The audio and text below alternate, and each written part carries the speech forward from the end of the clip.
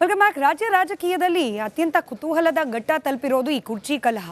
ಕುರ್ಚಿ ಕಲಹದ ಈ ವಿಚಾರ ಬಹಿರಂಗವಾಗಿ ಚರ್ಚೆ ಆಗೋಕೆ ಪ್ರಾರಂಭವಾದ ದಿನದಿಂದಲೂ ರಾಹುಲ್ ಗಾಂಧಿ ಅವರು ಬಹಳ ಸ್ಪಷ್ಟವಾಗಿ ಗೋಚರ ಆಗುವಂತೆ ಡಿ.ಕೆ. ಶಿವಕುಮಾರ್ ಅವರಿಂದ ಅಂತರವನ್ನ ಕಾಯ್ದುಕೊಳ್ತಾ ಇದ್ದಾರೆ.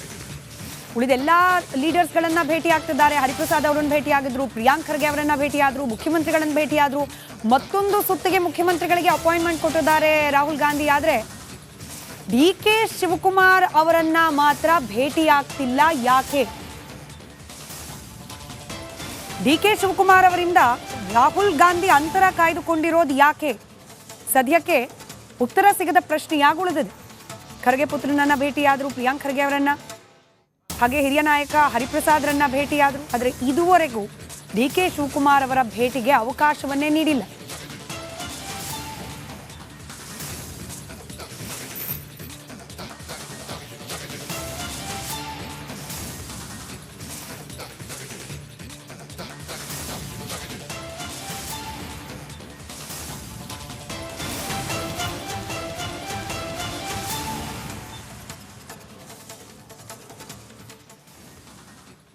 ರಾಘವ್ ಶರ್ಮಾ ನಮ್ಮ ಜೊತೆಯಲ್ಲಿ ನೇರ ಸಂಪರ್ಕದಲ್ಲಿದ್ದಾರೆ. ರಾಘವ್, ರಾಹುಲ್ ಗಾಂಧಿ ಅವರ ಈ ನಡೆಯೇ ಸಾಕಷ್ಟು ಕುತೂಹಲಕ್ಕೆ ಕಾರಣವಾಗ್ತಿರೋದು. ಬಹುಶಃ ಡಿ.ಕೆ. ಶಿವಕುಮಾರ್ ಅವರ ಡೆಸ್ಪ್ರೆಸಿಗೆ ಇದು ಕೂಡ ಕಾರಣ ಆಗಿರಬಹುದು ಅಂತ ಹೇಳಿ ಕೂತ್ ಮಾತನಾಡ್ಲಿಕ್ಕೆ ಅವಕಾಶನೇ ಕೊಡ್ತಿಲ್ಲ ರಾಹುಲ್ ಗಾಂಧಿ ಅವರು ಅಂತ ಡಿ.ಕೆ. ಶಿವಕುಮಾರ್ ಅವರ ಒಬ್ಬರನ್ನ ಬಿಟ್ಟು ಬಾಕಿ ಎಲ್ರಿಗೂ ಸಮಯ ಕೊಡ್ತಿದ್ದಾರೆ. ಯಾಕಿರಬಹುದು ಅಂತ?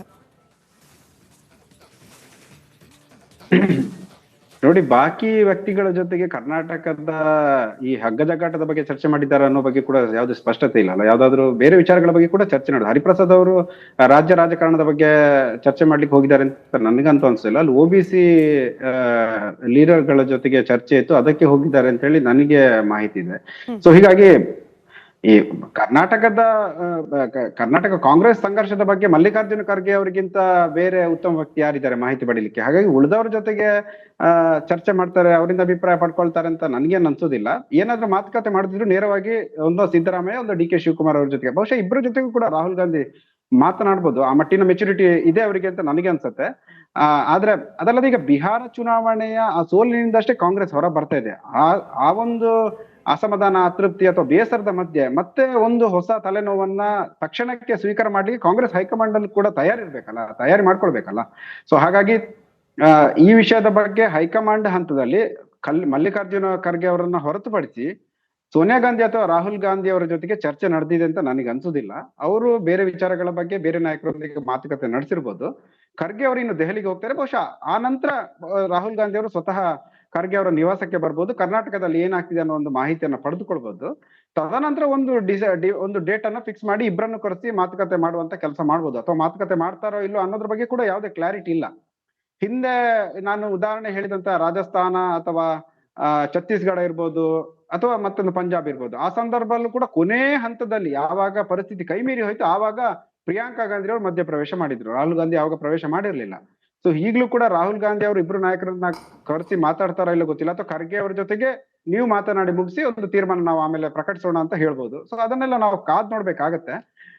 ಹಾಗಾಗಿ ಡಿ.ಕೆ. ಶಿವಕುಮಾರ್ ಅವರನ್ನ ಹೈಕಮಾಂಡ್ ತೀರಾ ಕಡೆಗಣಿಸಿದೆ ಅನ್ನೋದಂತೂ ನನ್ಗೆ ಅನ್ಸೋದಿಲ್ಲ. ಯಾಕಂತ ಹೇಳಿದ್ರೆ ಡಿ.ಕೆ. ಶಿವಕುಮಾರ್ ಅವರು ಪಕ್ಷಕ್ಕೆ ಕೇವಲ ಕರ್ನಾಟಕಕ್ಕೆ ಮಾತ್ರ ಅಲ್ಲ, ಬೇರೆ ರಾಜ್ಯಗಳಿಗೆ ಸಂಬಂಧಪಟ್ಟಂತೆ ಮತ್ತೆ ದಿಲ್ಲಿಗೆ ಸಂಬಂಧಪಟ್ಟಂತೆ ನಾನಾ ಕಾರಣಗಳಿಗಾಗಿ ಬೇಕಾಗುವರು. ಹೈಕಮಾಂಡ್ಗೆ ಬಹಳ ಪ್ರೀತಿ ಪಾತ್ರರಾಗಿರುವಂತಹ ಕಾಂಗ್ರೆಸ್ನ ಬಹಳ ಮುಖ್ಯ ವ್ಯಕ್ತಿ. ಮತ್ತೆ ಒಂದರ್ಥದಲ್ಲಿ ಕೆಲವು ದಿಲ್ಲಿ ನಾಯಕರು ಅವರನ್ನ ಟ್ರಬಲ್ ಶೂಟರ್ ಕೂಡ ಅಂತ ಕೂಡ ಕರೀತಾರೆ. ಹೀಗಿರ್ಬೇಕಾದ್ರೆ ಡಿ.ಕೆ. ಶಿವಕುಮಾರ್ ಅವರನ್ನ ಅವರ ಅಸಮಾಧಾನಕ್ಕೆ ಕಾರಣ ಆಗುವಂತ ಒಂದು ರೀತಿಯಲ್ಲಿ ಕಾಂಗ್ರೆಸ್ ನಾಯಕರು ಆಟಿಟ್ಯೂಡ್ ತೋರಿಸ್ತಾರೆ ಅಂತ ನನ್ಗನ್ಸೋಂತಿಲ್ಲ. It's a very asset of the party, ಅದನ್ನ ನಾವು ಒಪ್ಕೊಳ್ಬೇಕಾಗತ್ತೆ. ಆದ್ರೆ ವೆಲ್ಕಮ್ ಬ್ಯಾಕ್. ರಾಜ್ಯ ರಾಜಕೀಯದಲ್ಲಿ ಅತ್ಯಂತ ಕುತೂಹಲದ ಘಟ್ಟ ತಲುಪಿರೋದು ಈ ಕುರ್ಚಿ ಕಲಹ. ಕುರ್ಚಿ ಕಲಹದ ಈ ವಿಚಾರ ಬಹಿರಂಗವಾಗಿ ಚರ್ಚೆ ಆಗೋಕೆ ಪ್ರಾರಂಭವಾದ ದಿನದಿಂದಲೂ ರಾಹುಲ್ ಗಾಂಧಿ ಅವರು ಬಹಳ ಸ್ಪಷ್ಟವಾಗಿ ಗೋಚರ ಆಗುವಂತೆ ಡಿ.ಕೆ. ಶಿವಕುಮಾರ್ ಅವರಿಂದ ಅಂತರವನ್ನ ಕಾಯ್ದುಕೊಳ್ತಾ ಇದ್ದಾರೆ. ಉಳಿದೆಲ್ಲ ಲೀಡರ್ಸ್ಗಳನ್ನ ಭೇಟಿ ಆಗ್ತಿದ್ದಾರೆ. ಹರಿಪ್ರಸಾದ್ ಅವರನ್ನು ಭೇಟಿಯಾಗಿದ್ರು, ಪ್ರಿಯಾಂಕ್ ಖರ್ಗೆ ಅವರನ್ನ ಭೇಟಿಯಾದ್ರು, ಮುಖ್ಯಮಂತ್ರಿಗಳನ್ನು ಭೇಟಿಯಾದ್ರು, ಮತ್ತೊಂದು ಸುತ್ತಿಗೆ ಮುಖ್ಯಮಂತ್ರಿಗಳಿಗೆ ಅಪಾಯಿಂಟ್ಮೆಂಟ್ ಕೊಟ್ಟಿದ್ದಾರೆ ರಾಹುಲ್ ಗಾಂಧಿ. ಆದರೆ ಡಿ.ಕೆ. ಶಿವಕುಮಾರ್ ಅವರನ್ನ ಮಾತ್ರ ಭೇಟಿಯಾಗ್ತಿಲ್ಲ. ಯಾಕೆ? ಡಿ.ಕೆ. ಶಿವಕುಮಾರ್ ಅವರಿಂದ ರಾಹುಲ್ ಗಾಂಧಿ ಅಂತರ ಕಾಯ್ದುಕೊಂಡಿರೋದು ಯಾಕೆ? ಸದ್ಯಕ್ಕೆ ಉತ್ತರ ಸಿಗದ ಪ್ರಶ್ನೆಯಾಗುಳಿದಿದೆ. ಖರ್ಗೆ ಪುತ್ರನನ್ನ ಭೇಟಿಯಾದ್ರು, ಪ್ರಿಯಾಂಕ್ ಖರ್ಗೆ ಅವರನ್ನ, ಹಾಗೆ ಹಿರಿಯ ನಾಯಕ ಹರಿಪ್ರಸಾದ್ರನ್ನ ಭೇಟಿಯಾದರು. ಆದರೆ ಇದುವರೆಗೂ ಡಿ ಕೆ ಶಿವಕುಮಾರ್ ಅವರ ಭೇಟಿಗೆ ಅವಕಾಶವನ್ನೇ ನೀಡಿಲ್ಲ.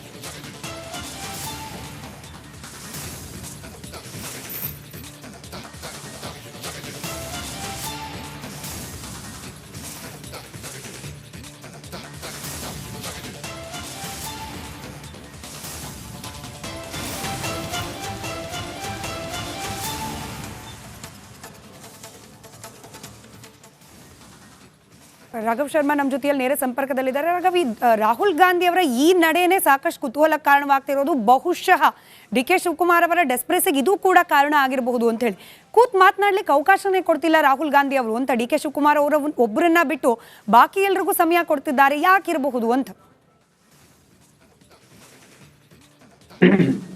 ನೋಡಿ, ಬಾಕಿ ವ್ಯಕ್ತಿಗಳ ಜೊತೆಗೆ ಕರ್ನಾಟಕದ ಈ ಹಗ್ಗ ಜಗ್ಗಾಟದ ಬಗ್ಗೆ ಚರ್ಚೆ ಮಾಡಿದ್ದಾರೆ ಅನ್ನೋ ಬಗ್ಗೆ ಕೂಡ ಯಾವ್ದು ಸ್ಪಷ್ಟತೆ ಇಲ್ಲ ಅಲ್ಲ. ಯಾವ್ದಾದ್ರು ಬೇರೆ ವಿಚಾರಗಳ ಬಗ್ಗೆ ಕೂಡ ಚರ್ಚೆ ನಡೆದು ಹರಿಪ್ರಸಾದ್ ಅವರು ರಾಜ್ಯ ರಾಜಕಾರಣದ ಬಗ್ಗೆ ಚರ್ಚೆ ಮಾಡ್ಲಿಕ್ಕೆ ಹೋಗಿದ್ದಾರೆ ಅಂತ ನನಗಂತೂ ಅನ್ಸಿಲ್ಲ. ಅಲ್ಲಿ OBC ಲೀಡರ್ಗಳ ಜೊತೆಗೆ ಚರ್ಚೆ ಇತ್ತು, ಅದಕ್ಕೆ ಹೋಗಿದ್ದಾರೆ ಅಂತ ಹೇಳಿ ನನಗೆ ಮಾಹಿತಿ ಇದೆ.